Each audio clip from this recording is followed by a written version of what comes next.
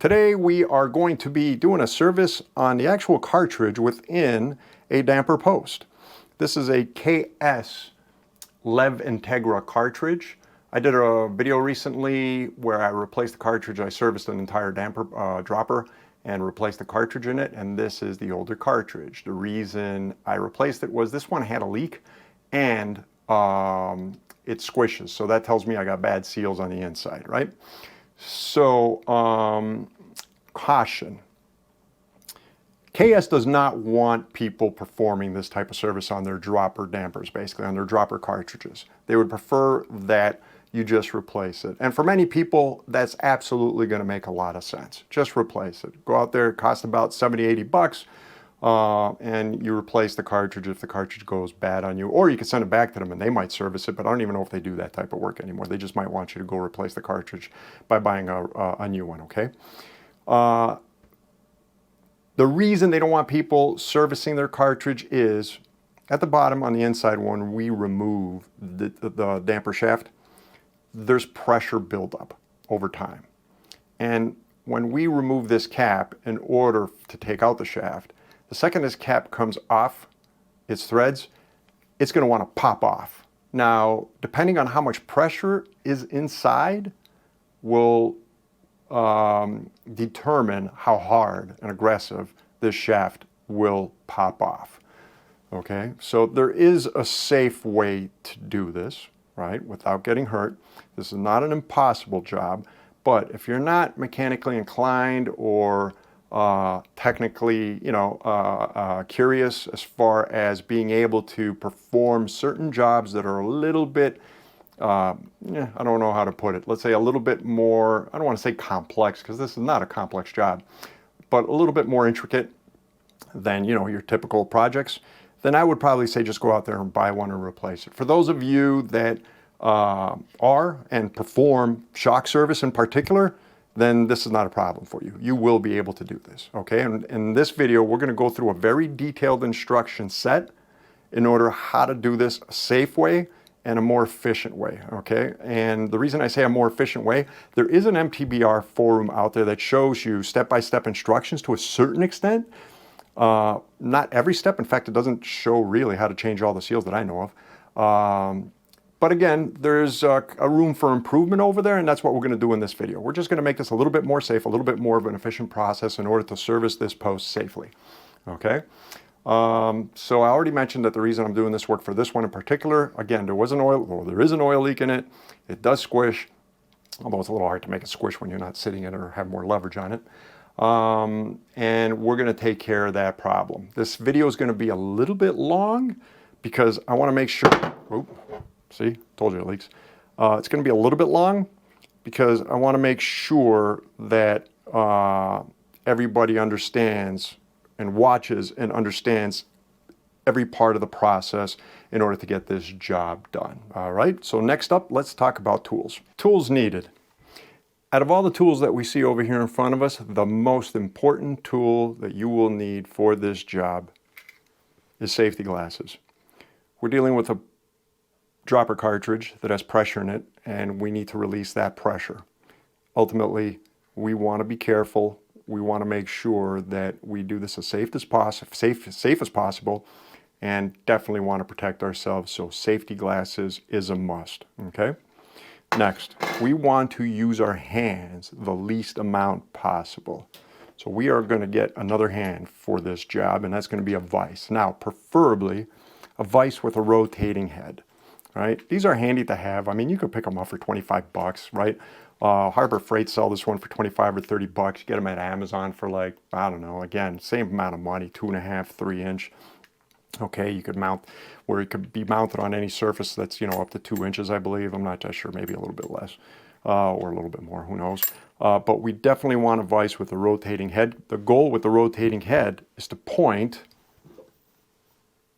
the shaft away from us when we remove the cap, okay? We do not want to do this any other way. So we are going to need soft jaws. One, we're going to need a soft jaw with preferably a 1-inch hole or a 25.4 millimeter hole, right? That is for the main body. Then we're going to need another soft jaw with a 10 millimeter hole, and that is for the shaft, okay, when we take everything apart inside the actual cartridge, okay?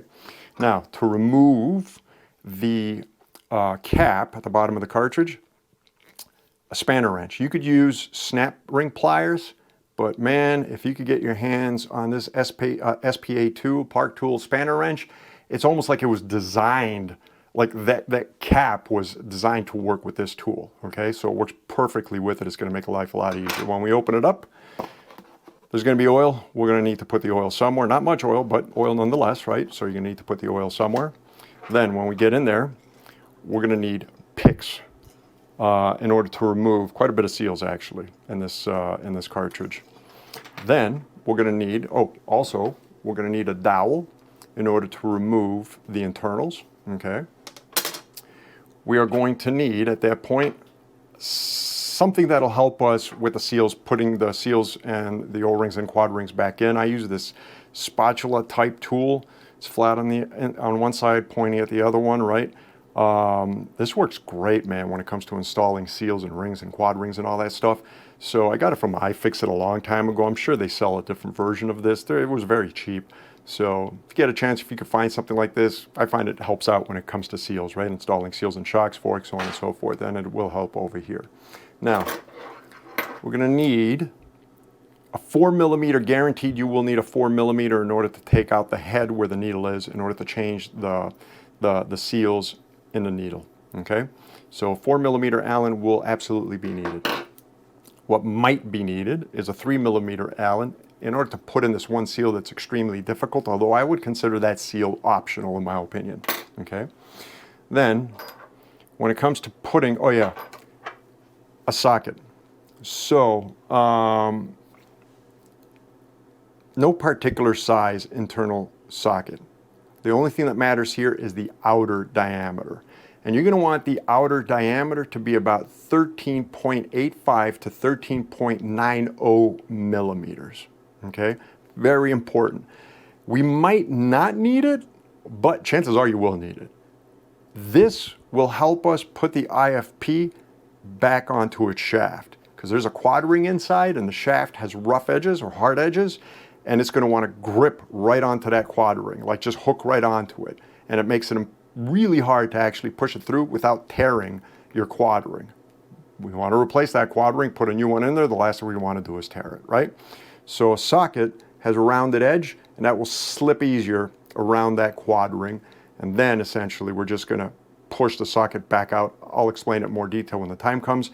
But a socket, doesn't matter what size it is. For instance, this one's a 3/8, but the outside diameter here is 13.85 millimeters on this one, and it works. So 13.90, I believe, would be the largest you would want to go. And you wouldn't really want to go smaller than 13.85 millimeters, all right?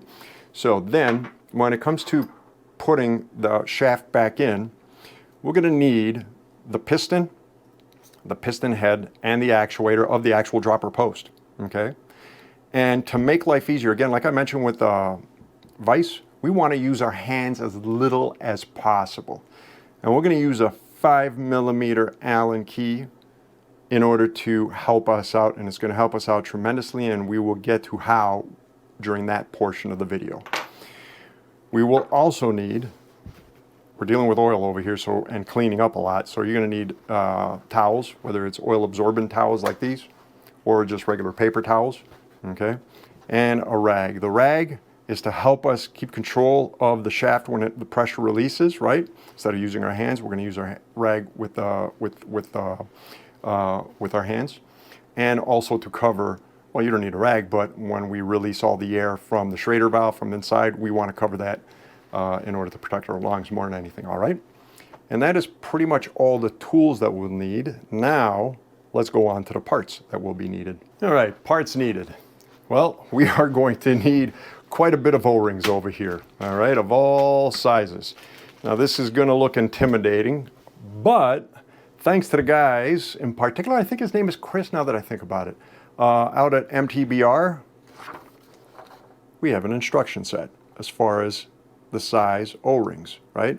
So I will be linking, I will be providing links to all the O-rings. I bought most of mine, nearly all of them, at the O-ring store. The one that I had to get from AliExpress was this one over here, and it took forever to come in. So if you plan on doing this job, get ready to wait a couple of months, okay, to get this particular O-ring set. So we have a list of O-rings where they belong, the sizes of the O-rings. So this is going to make life a lot easier for us, okay? The other thing you will need is, now there's no, again, KS doesn't want people performing this job, right? So there are no specs out there. I don't think anybody really knows what oil's used inside this damper, but chances are it's either 3-weight or 5-weight, okay? Now I'm going to go with 5-weight, although the funny thing is 3-weight would work better for me if I was to keep on using this in the wintertime. But I'm going to go with 5-weight. So if you have 5-weight hanging around, go with 5-weight. If you have 3-weight hanging around, you could probably get by with that just fine, okay? We are going to need SRAM butter, because just like shocks and forks, we always want to put a thin film of grease on our seals before installing them, okay? You will need your cartridge. And again, as I mentioned in the tools needed, we are going to be needing the piston portion, the piston head portion, and the actuator of the damper itself. So chances are if you're performing this job, you are doing this because you have either a sag issue or an oil leak issue or both, and you already took apart your damper, so chances are this is going to be available for you. I literally had to remove it from an assembled damper because, well, I had a fully assembled damper that I released a video for not that long ago. Okay? And that is pretty much it for all the parts that are needed. The recommendation with the O-rings is set them all in order. There's no order to put them in, but set them all in order to make your life easier when it comes to finding what you need when we go through this list, okay? Next up, let's take apart a damper. Okay, step one, we are going to be removing, if I can remove this all here, the air from the Schrader valve, okay? Now, we want to play it safe. If I was to press down on the needle right now, chances are there will be oil misting out with the air that's forcing out, right? And we don't want to breathe that in. So what we're going to do is we're going to take a rag. We're going to use anything that's like big enough to you know, press down on the needle, essentially. In this case, I'm just going to use a spanner wrench, more than enough, right? And I'm going to cover it and basically press in and let the rag absorb all the air. All right. So that should be done. Yep, definitely no more air in here. Let's try that one more time. Okay, that takes care of that. Let's put the rags on the side. We won't need them for a bit. Next, we want to remove this cap, okay? Again, do not do this by unscrewing it, pointing at your face. Please don't do that. In fact, don't even do it using your hands. Again, we want to use our hands as little as possible for this process, and we only want to use them when we need to use them. That's where the vise is going to come in for this task, okay? So let me open it up. So, as mentioned, we will need soft jaws. We're going to need a 1/8 soft jaw for the outer diameter of the damper body, okay? So let me take the 1 inch, put it up. Okay. Now, let's point this guy this way and I will adjust the camera. In fact, let me adjust him now. Let's adjust the camera so you guys can get a better view. All right.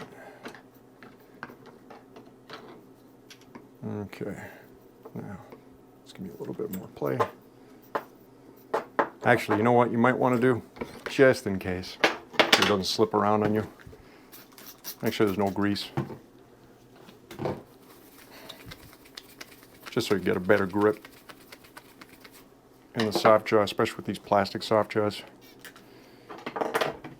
I hate to just give in and get metal ones, but I just feel safer with plastic for some reason.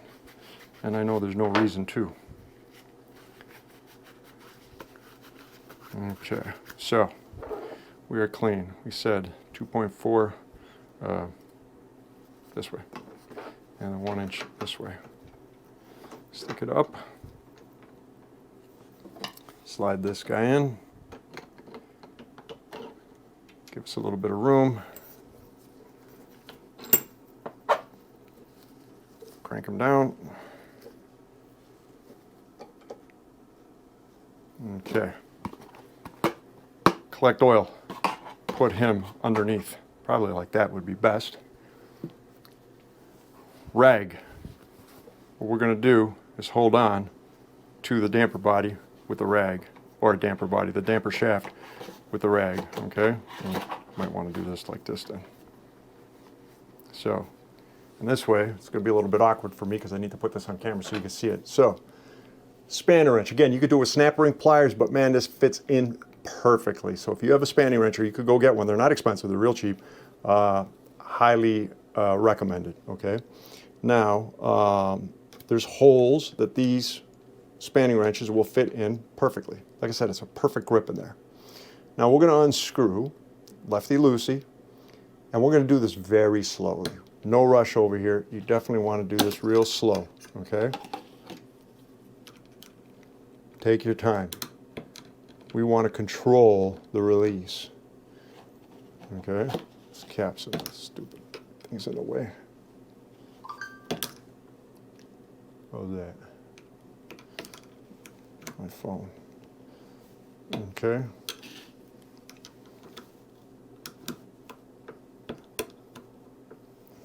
So as you see, the cap's coming out. Boy, that guy is a pain in the butt. I wish I should have got one with a lower profile. Might help over here. Okay.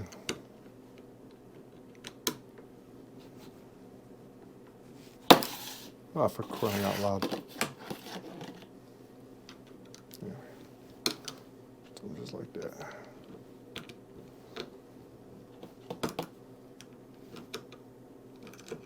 Take your time. There's absolutely no rush. Again, and make sure you got a good hold over here, right?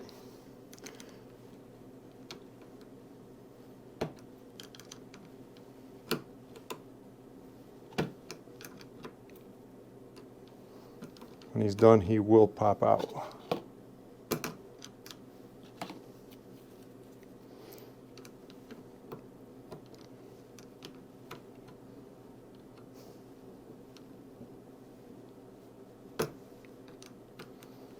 Right now, this is an odd position for me because of the camera, but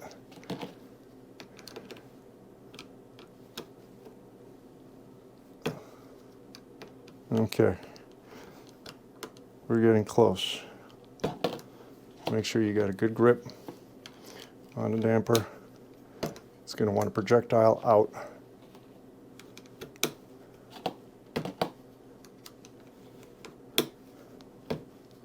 And we'll get a good idea how much of a pop to expect.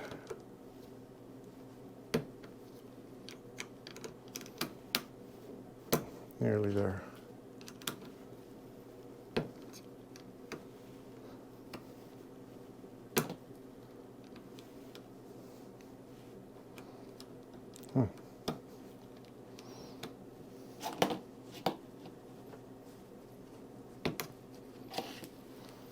Okay.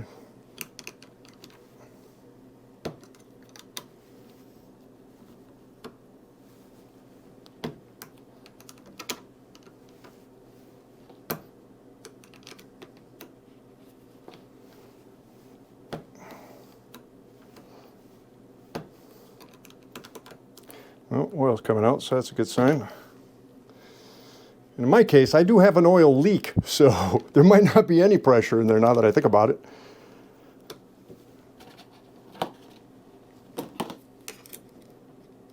You know what? Yep. Okay, so that's not going to be normal for you unless you have a significant oil leak. Let me just make sure.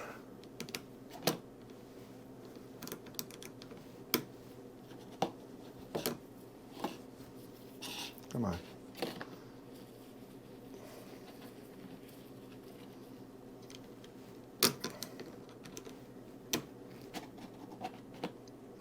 Yeah. Okay, so Mine didn't have any pressure. Obviously, the pressure was alleviated by the leak. Like I said, I got a bad seal for sure, right? So there's no pressure in there. But usually there would be pressure, and this whole shaft is going to want to pop.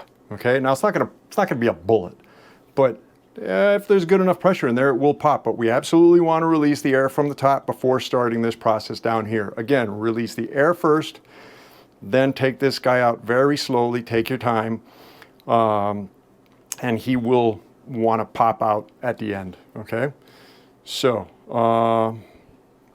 we just opened up our cartridge. Cool. Next, we remove our internals. So now we're going to take out the damper shaft from the IFP housing. Okay, so we're just going to pull this out. Take our time. Just pull it out. Oil will want to come out, and there comes the oil. A little dirty, but not too bad. Okay, so clean the oil off this guy for now. This is our damper shaft. This is the damper, this is the shaft, and essentially oil comes in here, comes out over here, and basically allows you to drop your post, your seat post. Okay, so let's just clean it.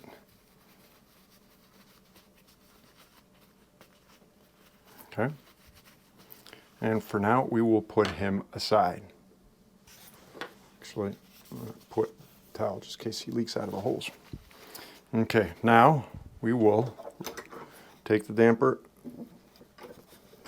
body, the IFP body,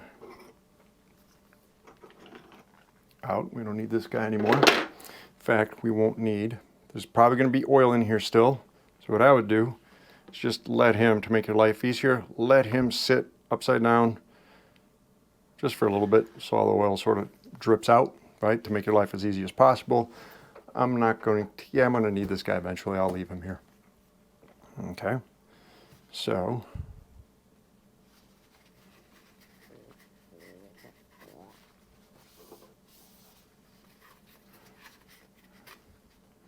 now to remove the IFP and the IFP housing, what we're going to do is take our thumb and press down on the Schrader valve, okay, and it will pop out. It might take a little bit, but it will pop out. Okay, this one's obviously a little bit harder than expected. There's no tools needed for this. We just need to force this guy out. Okay, well, we might need a tool. Let's try a dowel, because we're going to need a dowel to take him out anyway. Wow, there we go. So he just popped out. So again, there is no mechanism. We literally just pop him out, just like that. Okay.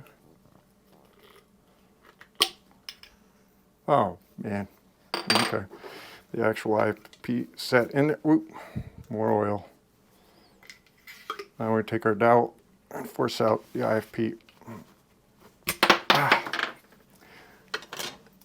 And there we go.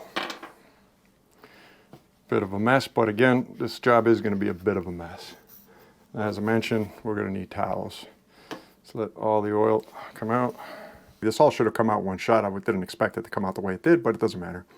Now the IFP has a seal on the bottom and the seal on the inside, right? The seal on the bottom goes opposite the cap at the bottom, right? Just like that. Now again, putting this guy in, believe it or not, just might prove to be challenging. Yep.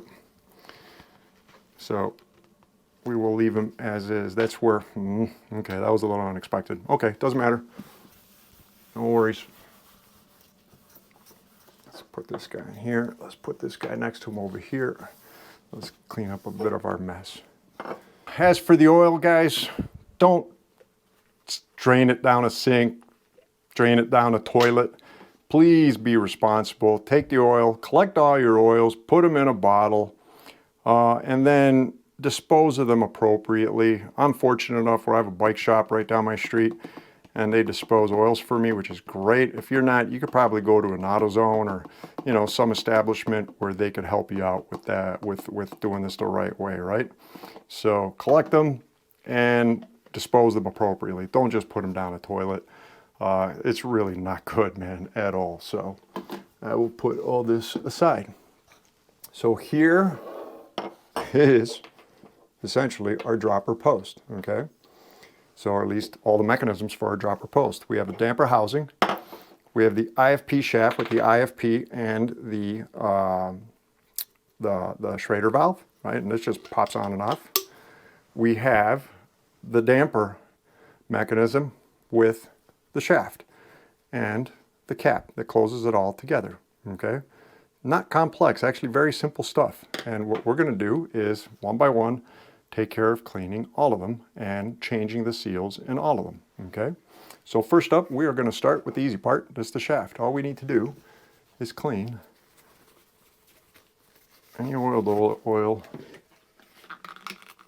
on this shaft. Take alcohol. I forgot to mention, alcohol is going to come in very handy over here. Okay.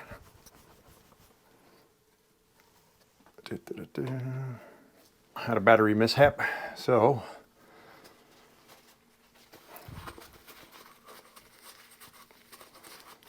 these guys, put them down and basically take a dowel, brush them out once. It's pretty clean, but let's do it one more time. Turn them inside out, put them in again.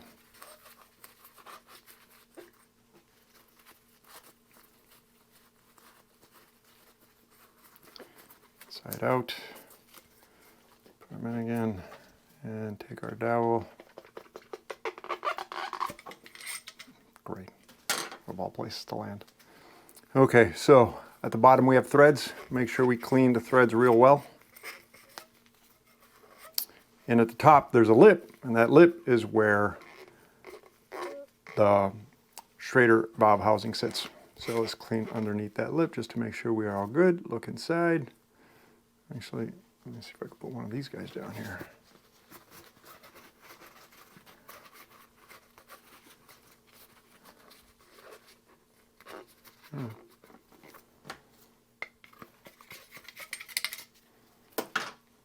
Oh yeah, he's clean. So this guy's clean. Let's do the outside again. Because you feel slippery, it's probably oil on my gloves. Put them aside. Our outer housing is done. Next, we will work on the IFP shaft. So again, you have the shaft. At the top over here, we have our Schrader valve housing. That just pops off and pops on. It's literally held on by that seal in here, okay? Take it off, put it on the side. Then we have our IFP, okay, just like in a piggyback shock. And we take that and we just slide them off, okay? Now, again, the bottom part of the seal goes to the bottom, points to the bottom, okay? Let's put this guy aside. So first, let's clean out the shaft. Make sure we clean the inside as well, since the damper housing goes in there. Just make sure that there's everything we do cleans as much as possible out.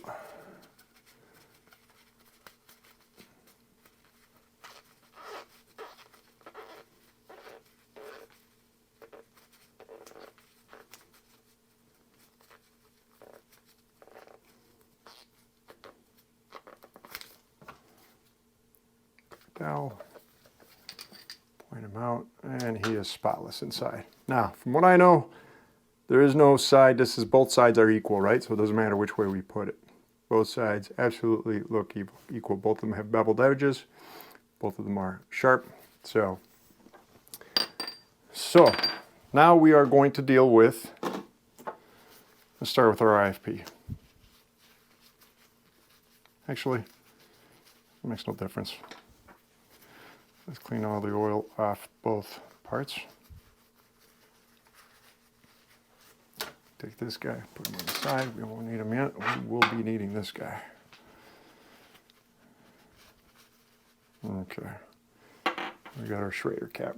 So next we are going to work on the IFP assembly, right? That includes the shaft, the IFP itself, and the Schrader valve cap. Schrader valve cap has 2 seals, and there's 2 quad rings in the IFP. Now, in order to make this video shorter, I went ahead and I took out the exact amount of O-rings that I need for this entire job, and this way I could just pick at them.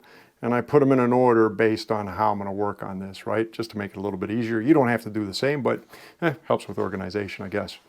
As far as knowing which one of these seals goes where, we have this chart over here, and it tells us exactly what goes where, and it all works. This has all been tested, and we could definitely use it as a guide, right? So I'm going to put it on the side. So first, we'll start off with the IFP itself. So on the IFP, we have a quad ring on the outside, we have a quad ring on the inside, and we will have to take both out. Okay, so let's take out the outside quad ring first. Simple enough. We'll put him on the side. So the outside quad ring is a quad ring 114. Okay, so let's grab a quad ring 114 right here. So I'm going to grab the quad ring, grab a little bit of SRAM butter. I don't know whether they use this when they assemble, but hey man, I don't think I've ever done shock or fork without putting a light coat of grease on seals. And we are done with the outside. Make sure he's sitting right. Right now he is not sitting right. See what I mean? He's sitting sort of crooked. So, not sitting right at all. How did that happen? Pull him out. If you use a pick on him, be very gentle. Make sure you get all the way around him. Don't twist. There we go. Now he is sitting good. Okay, so now we got to take out the one on the inside. Okay, so it's right there on the inside if you can see that. So let's grab our pick, go inside just like that, underneath him, and pull him out. And we will put him on the side. And this one over here on the inside is a quad ring 113, which is right here. Let me get my little spatula tool. A little bit of grease. Now, to put them in, we're going to take them, squeeze them, and slip them into the slot. Okay. And this is where this little tool comes in real handy. It really makes it easy. The flat end makes it easy to sort of evenly circle around a channel like this in order to slip in. Oop, nearly there. There we go. Nope, popped out the other side a little bit. In order to slip in a seal or a ring. And we are good. And then we just use the flat part, go all the way around, and he is inside. So, we are seated. IFP is done. Then, grab our shaft. A little cleaning. So here again, we have 2 seals. One on the inside that actually basically grips onto the shaft itself, and one on the outside so air doesn't escape. Now let's get around underneath the one on the outside, put them on the side. So on our seal, the top one, the one that I just pulled out, is a B7, in case you can see that, a B716. And I had put that one right here. Perfect. Definitely makes it a lot quicker for videos when you organize this stuff. So now I'm going to take this guy. He goes right here. Done. Now we got to remove the one on the inside. Go underneath him.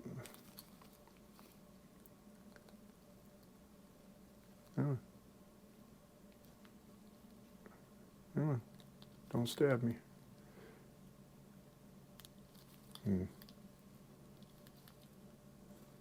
Bit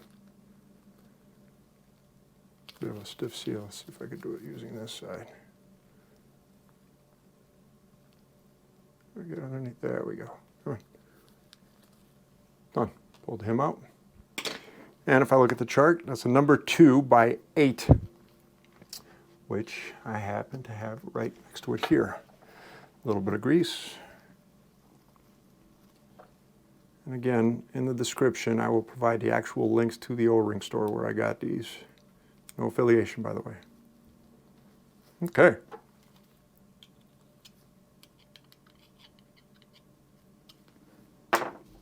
Like there.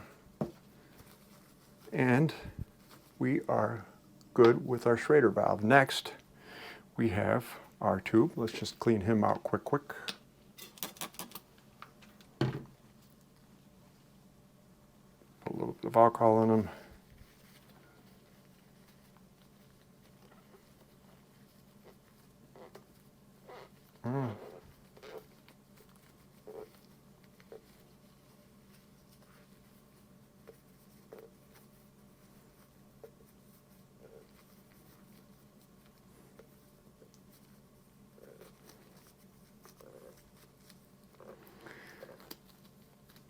Come down, poke them out with a dowel, and spotless. Our IFP is done. So next we want to assemble it all together, right? Now, the hard part is going to be getting the IFP on the axle because the quad ring sticks out and the axle isn't the same diameter. It's a little bit smaller, but it's not smaller than the quad rings that are in there because they're providing a seal, right? So this is a sharp edge all the way around, and ultimately it's going to dig into the IFP, which is going to make it very difficult to get through the IFP, the quad ring, right? That's where a socket comes in handy, okay? And this was a tip based on that mountain bike, the MTBR forum. So we need a socket that's just slightly less than diameter of the inner IFP diameter, which is about 12 millimeters. So, but you need a socket that's larger than the inner diameter of the quad ring, which is about 11.8 millimeters. So you need a socket that's between 11.8 and 12 millimeters, basically 11.9, let's say, to play it safe, right? So the way this works is we are going to take the socket and push it through. It'll be easy to push through because the socket has a round edge. So that's going to force the IFP to spread. It'll get around it, see what I mean? Whereas, just to give you an idea how hard it is, without a socket, I could put all the pressure I want, I'll tear the quad ring on the inside, and I want to avoid that at all costs. We're not doing all this work to put in broken parts, right? So then, when I put the socket through, I'm going to drive the socket back out using the axle, and it will guide us, slippery hands, through. Try that this way. All right, I do that. See, I let it go by itself. Hold on. 1 sec. Okay, so again, I got slippery hands. My hands are all oily is the problem. Let me see if I can dry them up quick. Keep on sliding over the socket. So basically what I'm going to do is, there you go, and that's it. It should be that simple. By pressing the axle against the socket, you're basically creating one smooth surface for the quad ring to go over, which makes life a lot easier. Now we want, and this is you absolutely need to make sure of this, we want the seal at the bottom. There is no right side or wrong side to this axle. They're both the same on each side. We just want to make sure that the seal is on the bottom. And then we take our Schrader valve sticks on top, and our IFP is done. Next we will move on to the damper assembly. For the damper assembly, we have the cap, ring, and a quad ring on the inside. We have the axle, and we have the damper itself. This comes apart, 4 millimeter Allen. We will get into that. First, we're going to start off with the cap. So let's take off the cap first, right? Now, with the cap, there is, oh, I still have a lot of grease all over me. there is a seal on the outside that we're going to remove.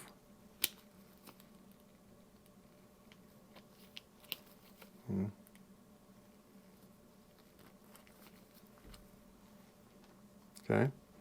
Now, if we look at our guide, it's a number 217, which I happen to have right here next in the list. That's right, the grease is SRAM butter on my fingers, I was wondering. Okay, so now we're going to take this guy and replace him. Don't overstretch him. Just put him over his edge and done, right? Now, on the inside we have a U-ring. Now this guy's going to be a little bit tricky to get out, okay, because he's right in the middle basically. There we go. So he is a U-ring. Do him from the top side down because he's a U. So basically a U-ring has a flat part and then a U on the inside. The flat part goes at the base. So basically where the holes are over here, right? So when we put him back in, he's going to go down there. So let me put him to the side. So now let's just clean him out pretty good. Make sure he's clean on the inside. Shouldn't have to really worry about it. Now, this might not be too fun. Wrong one. So we got our U-ring. These are the ones that I had to order from Asia. That took quite a bit of time to come in. So just put a little bit of grease on him. Now again, he's got a flat side, and the flat side is going to the bottom. This is the top where these holes are, and this is the bottom where the exposed holes are when we take out the cap, right? So we need to get him inside. Not going to be fun, but we have to make sure he's down. The flat part is down, okay? So curve him. He's going to want to bend and stick him up against the lip over there, right? Now again, this is where this tool comes in handy. Now let's force him in because he is a pretty stiff ring. It's not exactly soft.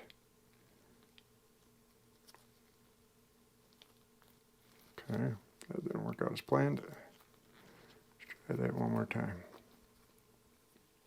Put this guy here.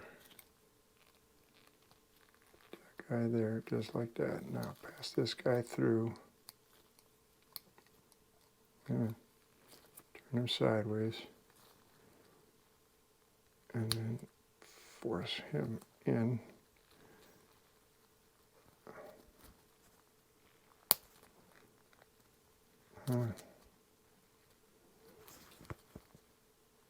Damn it, nearly there.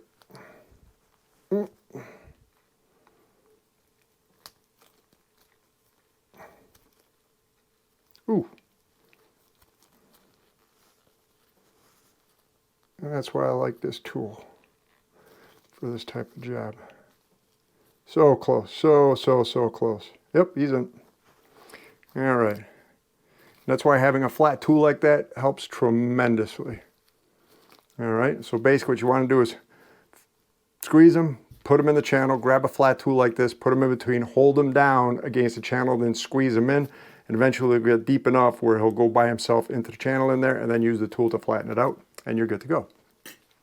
So our cap is done.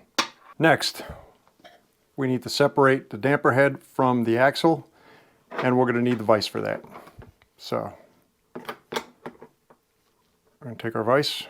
We are going to make sure your axle's clean because it is pretty slippery. Like really slippery.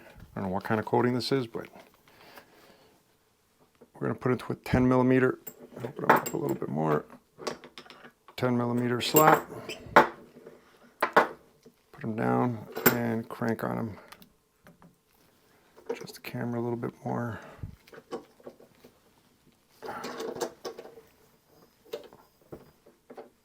Okay, 4mm Allen at the top. Head over here. Turning. Oh man, gotta turn.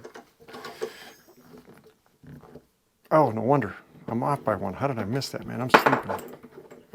I was gonna say something's wrong here. There we go. let's tighten them down.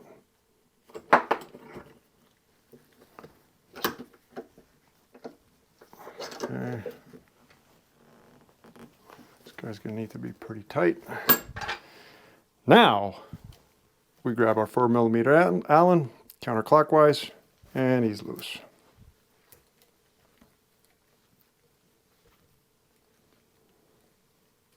Okay. The rest of my hand. Ta-da!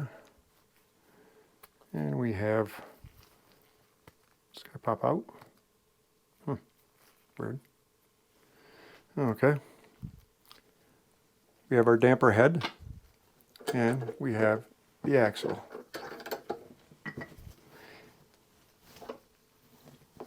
Let's take out the axle. Now this axle has threads on both sides, but there's only one side that the damper screws into, right? So make sure you keep track of that. Okay? He will, not that I know if he doesn't screw on the other side. Yeah, he fits all the way through on this side. So he only screws into one side.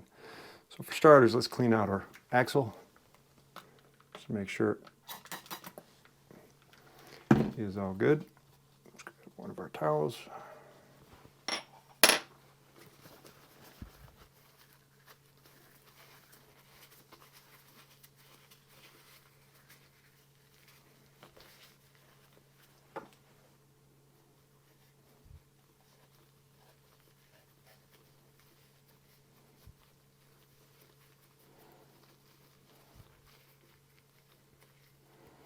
See, we got them all the way through.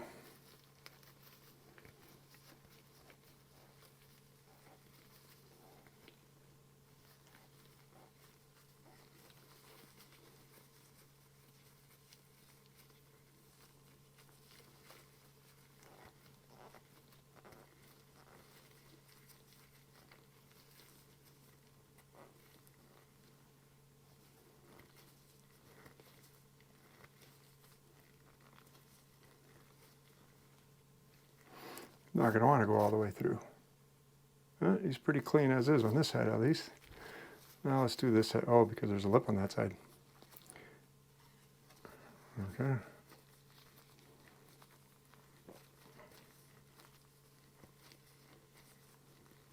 He pretty much made it to the end. He just couldn't get past that lip over there. So this guy is clean. And again, he only goes in one side, right? So this side he doesn't go into, he screws into this side. Let's keep him upwards, just like that. So now we have to separate the head from the, well, the rest of the assembly, okay? To do that, we have to put him back in the vise, okay? So before we change any of these seals. So let's open this guy up. We're gonna have to crank down pretty hard on this guy. Now try and put him, like, don't touch this split ring. Go below that split ring. Okay, so there's a split ring over here. We don't want to take it out yet. Attach them on the vise anywhere over on this edge or this edge down here. I think this edge is going to be the easier one, to be honest, or the stronger one. I mean, who knows? Maybe I could try the bottom one. This doesn't need all that much pressure anyway. So, 4mm. Is the whole thing turning? Yep, the whole thing's turning. So let me drop him down a little bit. Where I originally was planning on doing it right there. Okay.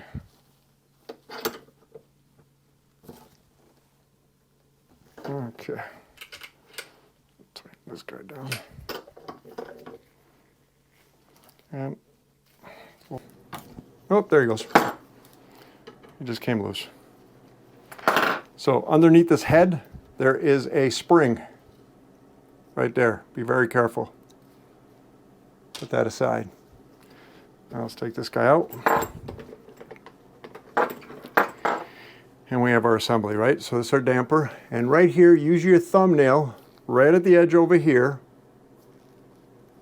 and pop out the needle. Ta-da! Okay? So, and in here we have 2 small O-rings. Let's take them out.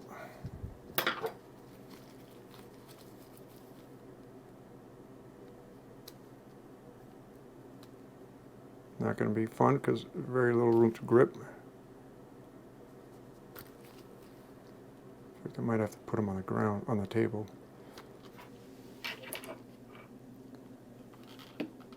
Okay, that's one. Oh, had that for a second. Okay, well, I think I just broke it, but who cares? It's going garbage anyway. I'll gladly break them to get them off here right now. And we just broke the other one. Good. Done. Who cares how they come off as long as they come off, right? So now on the needle, we have two 1 by 2 1,000ths, which is these two guys right here. Ta-da!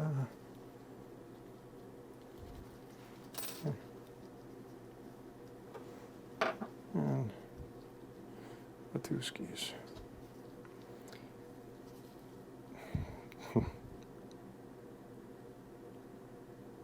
Great. Having all that slack on my gloves doesn't help. Hold on. Grab one first. One. Oh.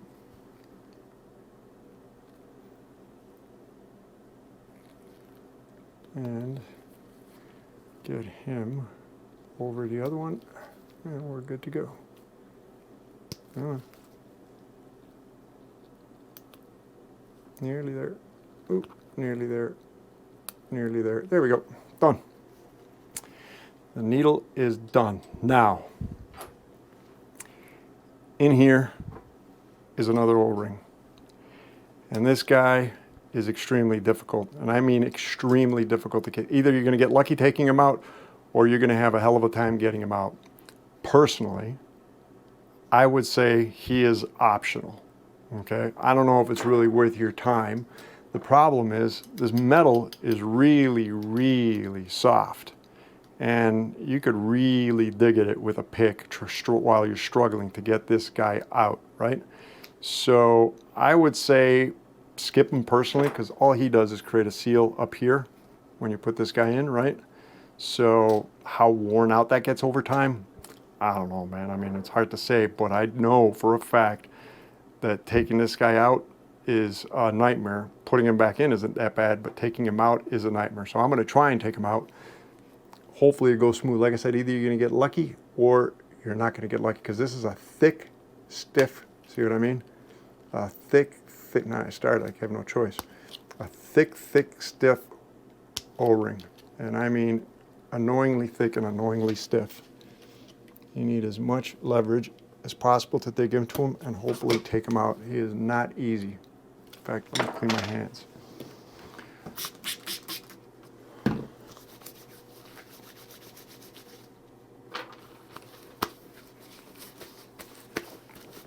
So I can show you that it can be done. It's just a pain in the ass to actually get it done. But once we're done with this guy, it's pretty much easy sailing. It is by far the hardest one out of the bunch. Only because, I mean, I'm putting some serious force, right?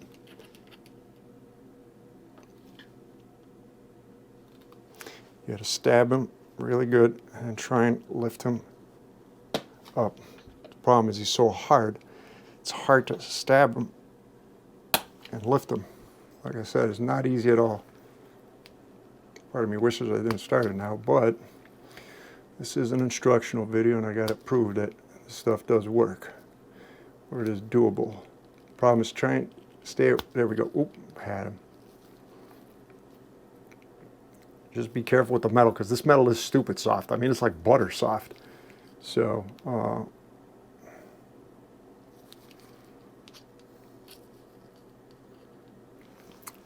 like I said, this guy here, I say screw him, don't attempt him. Up to you. He's just a pain in the ass, and you don't want to do damage on this guy here, right? You don't want to do damage on the head. And like I said, you can see that I've already scratched a little bit. So that shouldn't be impacting on the top over here at all. Huh.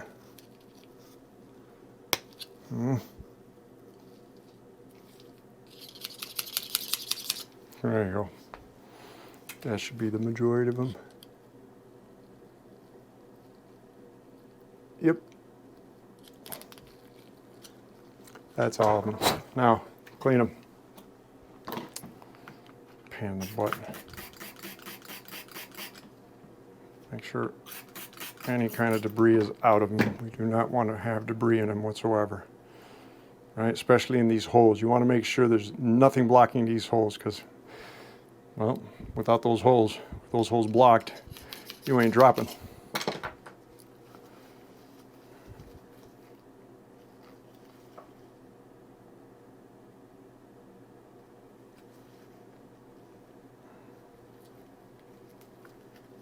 Okay. Now what I'm going to do is look under a magnifying glass that I have, just to make sure that there's no debris in there, whether it's rubber debris, possibly even metal debris from the pick on the metal on the inside. Like I said, not exactly. I would highly recommend not attempting to change that seal. I will be back. Again, I highly recommend you do not change this one out. If you want to do it, but I don't think he's worth it personally, okay? So now we got to put him in. Now for this guy here, he is a B9007, which, well, is this guy right here. Okay, so like I said, he's small, he's thick, and he's hard, which is a crappy combo trying to get out of a really hard spot. So now to put him in, what might help us here, it's a 3mm. So first we're going to take him, we're going to try and put him inside his channel, right? Or at least his seat, I should say, channel. Squish him, and again, he's thick and hard. That's the problem. And having slippery gloves doesn't help with something so small. Okay, oop, I had him, I just popped him out. Yeah. It's hard to grab because he's so small, especially with slippery gloves. Come on, squeeze.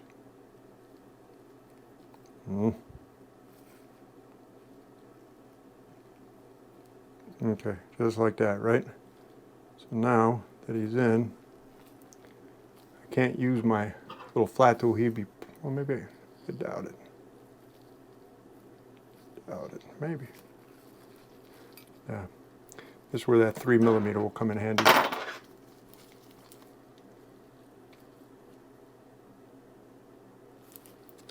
and take them with your fingernail. Slip in as much as you can into the seat and use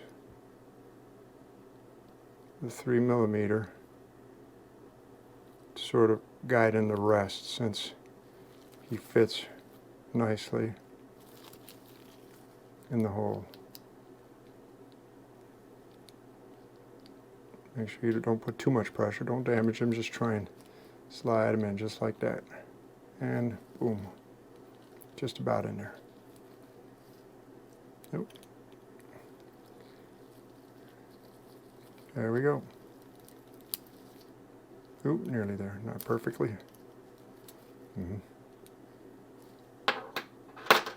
Did he bend down? Try and bend him back up a little bit. There we go. Yep, now we are good. Just roll him round and round and round. And this guy is done. Okay, so before we assemble, let's change out this seal and this quad ring. Take a pick. This seal's easy to take out. Underneath it, just pull it out. And I have somebody coming in my door. Now we got to take out the quad ring. Now before we take out the quad ring, we want to take out this slip ring, or split ring, sorry. Be very careful taking out this slip ring. Do not try and attempt to take out this quad ring without this split ring. You do not want to destroy this split ring. Be very gentle with it when taking it out, right? So just find an area, go underneath it, and just slowly remove it like that. Okay, do the same thing over here. We don't want to stretch it. And put this on the side. So now we have our quad ring. Okay, now we can take our pick and take out the quad ring. Let's go underneath it, flip it over. And done. Do the same thing over here. And done. Put that aside. Okay, so our quad ring It's quad ring 109, which is right here. Let's put this one in first. A little bit of grease on it. Slip it in. Get it on top of the inlets here. Make sure it doesn't flip inside out. Great.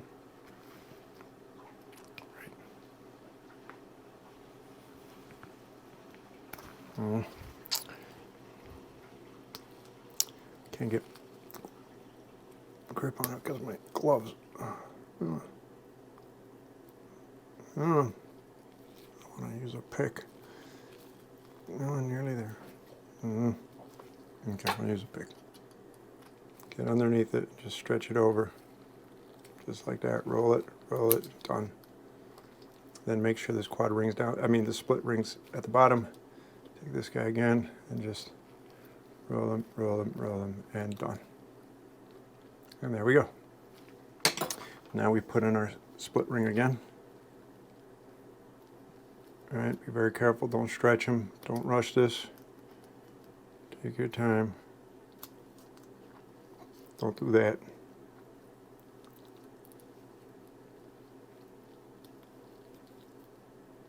Actually, maybe it will make it more sense to do it this way.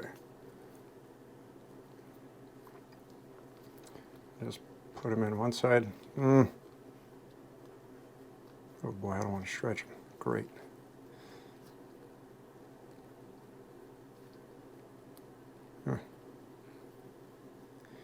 Having slippery gloves does not help. There we go. There we go. Okay, so he's done. Now we got to put our seal back on the bottom, right? And that is 7009, which is right here, our last seal. After this, it is assembly and bleed. So we take this guy, it goes right after the threads in that seat.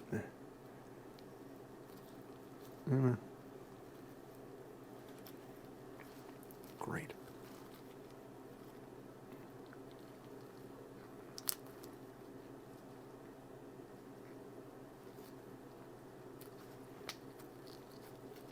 Okay, nearly there, and boom, he is done. Now it's assembly. So to assemble him, we're going to need the vise. First, we are going to start with the needle. We're going to put it in and make sure he sits all the way at the bottom. Then we're going to make sure we have the spring in the cap. Take that, we'll screw it in by hand first. Okay. Now, remember, he only screws in one side, right? So one side he goes in, that's not the side, it's this side over here. Okay, but before we do that, there's only one way to put on this this cap due to the U-ring. The U-ring flares out on the inside, so we can't put him in this way, right? Plain and simple. But he's flush on the bottom, right? So essentially we have to put him first, just like that. The only way you're going to be able to put him in. The other way he's not going to go in, so you have to put this guy first, okay? Then we take this guy, put him near the bottom and make sure he doesn't come out again, or else you're going to have to take it all apart and basically do it all over again. So then we take our vise, put our axle in our vise, clean him, make sure he's free of grease. 9% on battery. Got to do this quick before my battery runs out so we can finish up the rest. All right, so we got that guy there. Make sure he's tightened down real tight. Okay, now we're going to take our whole assembly, both top and bottom screw counterclockwise.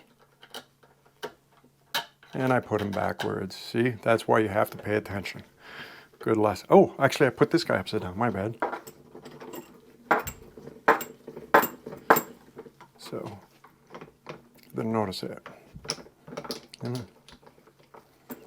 so it makes me feel better. Okay. sure he's as tight as we can get him. Okay, now we take this guy, screw him in by hand first, always by hand first. Make sure he threads in properly. We do not want him to strip. Then we take our 4mm, and our 4mm is going to tie it down up here first and then up here second. We kill two birds with one stone. All right, let's take him around. The whole thing's turning. We are good. There are no specs as far as torque. My guess, we don't need all that much torque there anyway. And he is assembled. Now just make sure that this guy does not fall out, or else you're going to have to take off the top again, insert him, and then close the top back up. Okay? So we are done. Now it's a question of assembly, oil, and closing it up. I'm going to let the camera rest a little bit because he already died on me once from overheating, and I have to change the battery since I'm at 6%. I will be back. Okay, so it's time to assemble. Now, as I mentioned in the beginning of the video, we want to keep hands off as much as we can. In other words, use our hands the least to put things back together. Hence, this is where the vise is really going to come in, and especially this is where the actuator mechanism and a 5mm Allen key is going to come in very, very handy. Okay, so the first thing we're going to do is we are going to take our tube, okay, and we are going to put the IFP assembly inside it, Schrader valve first. We're going to stuff it in there with our finger at the end over here, or a thumb, most likely our finger, and push it straight down, okay? Now, we're going to take the IFP and we're going to bring it close to the top. Let's say try and leave it around 2mm from the top for now. Chances are it's going to want to slip out. Make sure when you're pushing this thing in that the IFP does not slip out of the axle, okay? So the way this is going to work, and when you know you're done, this part here is going to lock into the top end up here, okay? So this part, the curved part, is where the Schrader valve sticks out, right? Flat part is where the IFP ends, right? And we want our IFP to be 2 to 3mm from the bottom at the end of it all, okay? So we're going to take this guy, we're going to put him in, use your finger. See, the IFP is immediately going to want to come out. Make sure he does not come out, right? So, you heard that snap? That means he's in. But if you look, our IFP is now flush, just about flush. What you're going to want to do is find something that's 2 to 3mm in length. And what I find perfect is a fingernail that's 2 to 3mm in length. We could take our fingernail, like I have one right now. I literally just measured it, it's 2.5mm. So take your finger, your nail, and try and tuck the edge of the axle into the bed of the nail, and let the nail push the IFP into place, which would be about 2mm from the top. A little hard to show you this, to be honest, but if you look at it right now, I am there. Okay? I don't know how well that shows. So if you notice that I'm just below the rim of the axle itself, okay? So now we take our tube and we put them into the vise. We need to fill this up with oil, and then we are going to put our damper inside. At that point, I will rearrange the camera angle and try and get you a better angle, all right? So, but for now, we need to fill it up with oil. Now, we're not going to fill it all the way through. Oh, one thing I forgot. Where is it? There it is. We're going to spill oil. Whether we like it or not, you're going to spill oil over it. There's no way to get around it. So what we're going to do is we're going to put this guy underneath to collect as much oil as possible. Okay. Clamp down on him. Okay, the next thing we're going to do is grab towels and wrap them around the tube. Let's grab 2 towels. We're going to use the holes as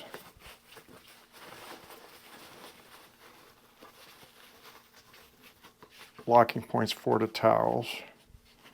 All right.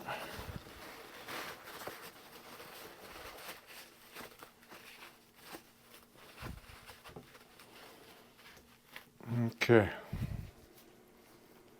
So now, we're going to fill them up, but not all the way to the top. Let's say where the threads are, halfway above the threads, it should be pretty good enough. Anything above that, I mean, you can fill them up to the top, you just be wasting oil for nothing, right? But we need to fill them up here. That is our next step. So, I don't know why I did that. I should have did that. Let me put it in the middle of the frame again for now. Okay. So, we're going to take oil and we're going to fill them.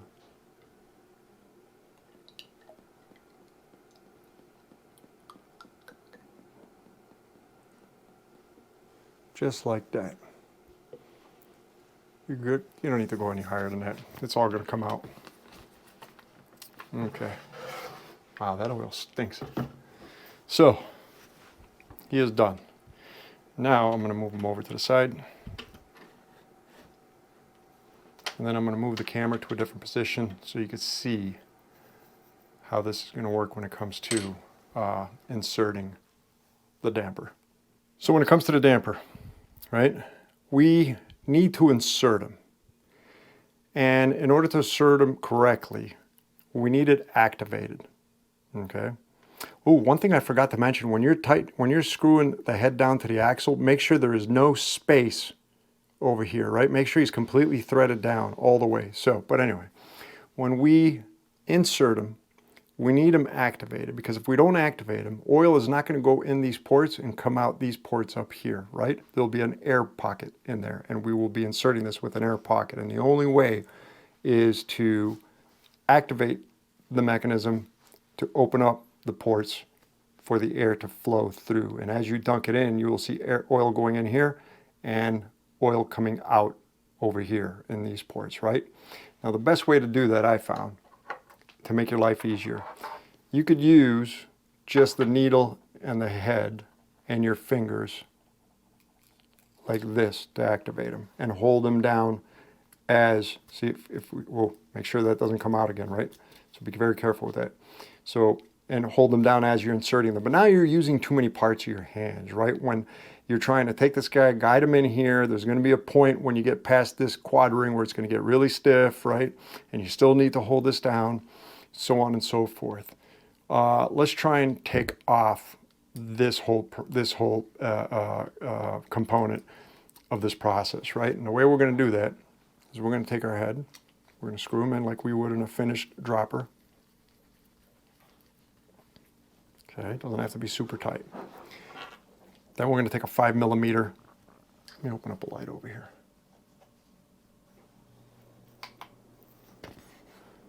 Okay, maybe that's a little bit too bright.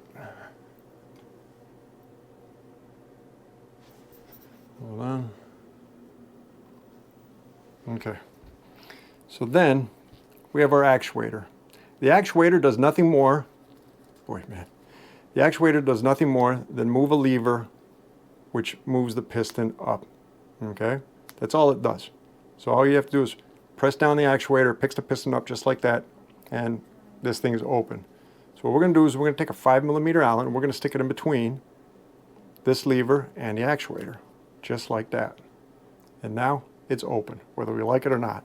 This is open, so we don't have to hold that down anymore. Let this do the work for us, okay? And start installing.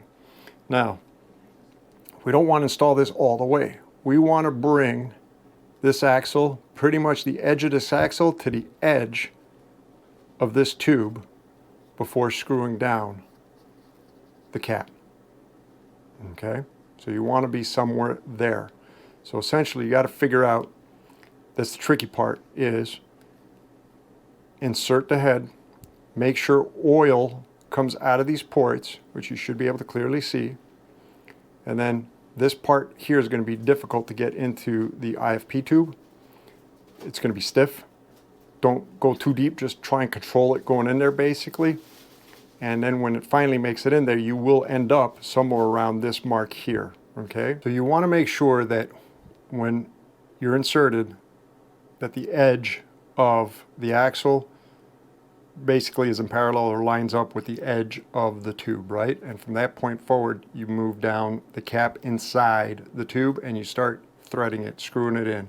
And you want to screw it in by hand, always by hand. And you want to screw it in by hand as much as you can. What you might want to do is screw it backwards until you feel that click and then start screwing it forward by hand, right? It's very soft metal. You definitely want to be careful with it. This is not as soft. It's definitely harder, but this is very soft metal. So next, let's start the insertion. So again, we're going to take them. I'm going to put them in, and you're going to see oil eventually come out of these ports over here. You want to be able to see the same. Let me turn on another light. So let's put them in. Just check for oil. There we go. The oil is coming out. Now we are definitely going to overflow.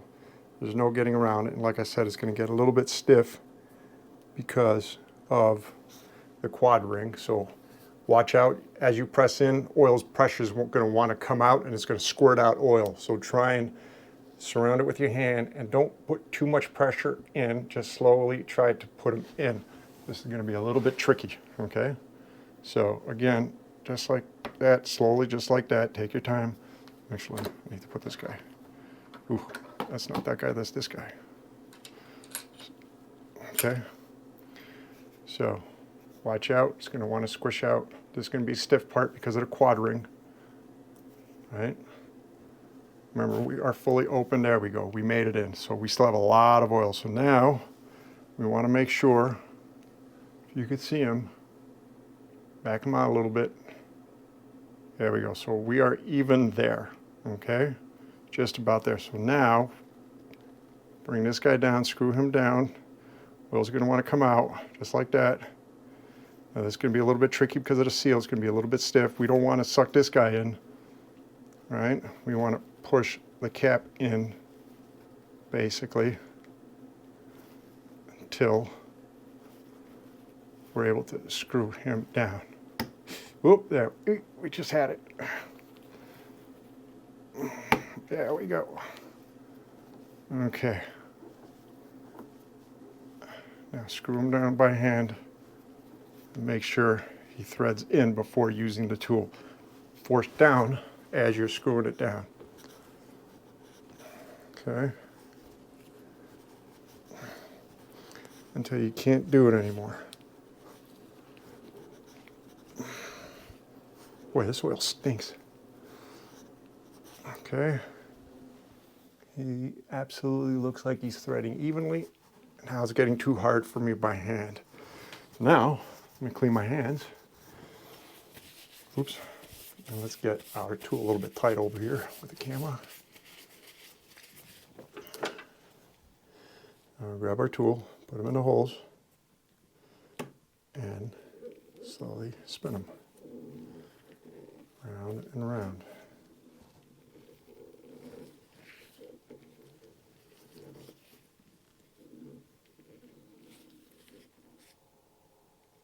And spin them till you can't spin them no more. Right about there. There's obviously no torque specs here that I know of. Yep, that's it, nice and stiff. Not too much. You do not want to over tighten them. Again, he's very soft metal. You just want to let him sit comfortably. And that part is done. So now we grab our shock pump. Screw them in to Schrader valve. Clean up around here actually. Noisy. Screw them in all the way. Oh. Okay. And we're going to pump them up. I'll put them between my legs. I'll pump them up to about, well, I like them around 250 max for KS LEV posts. Do not go beyond 250.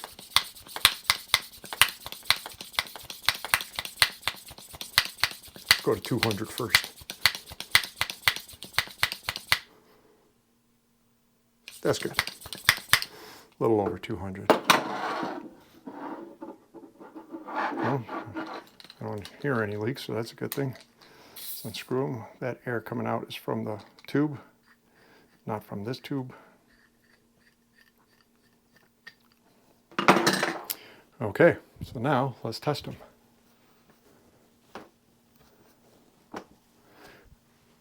Should be able to, how would I put my pick? Grab a pick, and basically all we're doing is just like the cable would do, grab this guy, pick him all the way up to activate him, right? Again, just pushing this lever, pushing that piston, opening up the port. So we're going to take him, put him in, and oh yeah. Oh yeah. Oh, good pressure. And if I let him go, actually, which way is going to go first? Yep, he works great.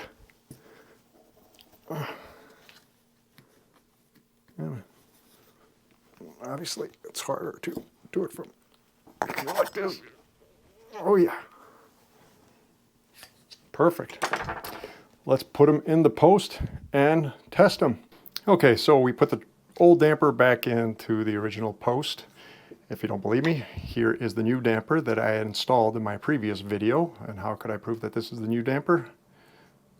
The pins. They have two shorter pins that fit perfectly. The old dampers like this one has a longer pin that won't fit inside these slots. All right, so I did swap them out for any deniers out there or anybody who thinks that this isn't real. Let's test them. So we're gonna grab the actuator, grab the screwdriver, pull up the actuator, just like that. Push them down, and look at that. Pow, nice. We have a fully functional dropper post. Needs a little bit more air for me personally, but that's awesome. The more we use him, the faster he's gonna be. He's gonna settle in, look at that. Sweet. And that's it, folks. We completely serviced a dropper cartridge, a damper cartridge. Not an impossible job. Obviously, it's not even that hard of a job, to be honest. It's just, I understand where KS's concerns are and why they don't want people performing it. One, you just do not know how much pressure is going to be left over before opening this guy. Right now, when I opened him up, I already had a leak. It was a bad seal for sure. And most of the air came out, right? Whatever pressure was in there seeped out over time, I guess. But that's not normal. You will typically have pressure in there and it will want to pop out. Now, it's not going to be a bullet, but it will pop out. Ultimately, you just got to be careful. If you follow this video, make sure you don't point this at your face when you take this out, when you start unscrewing it. You just put it in a vise, clamp it down, point it sideways away from you, and just perpendicularly start unscrewing, hold on to it, and you'll be good. It will come out. And just make sure you have something to catch the oil outside of that, right? So hopefully this helps some people out there to save some money. Actually, let me know your thoughts on this in the comments. If you think if you would like to attempt this but don't want to sit there and buy 10,000 O-rings like I had to buy, what would you guys think if I was to start packaging O-rings, let's say for 2 rebuilds in a set, and basically sell them for a decent price, basically, on eBay? So let me know your thoughts on that. I could make that happen. So if you like the video, please press like. The like button helps. If you dislike the video, please press dislike twice. If you have any comments, leave them in the comment section. I will get to them as soon as I see them. And looking forward to the next video with you guys. Should be a whole bunch of good ones now that I finally got my Fox fork and suspension and shock seals. I should be working on those over the holidays. All right, hope all is well with everybody, and I will see you in the next video. Take care. Bye.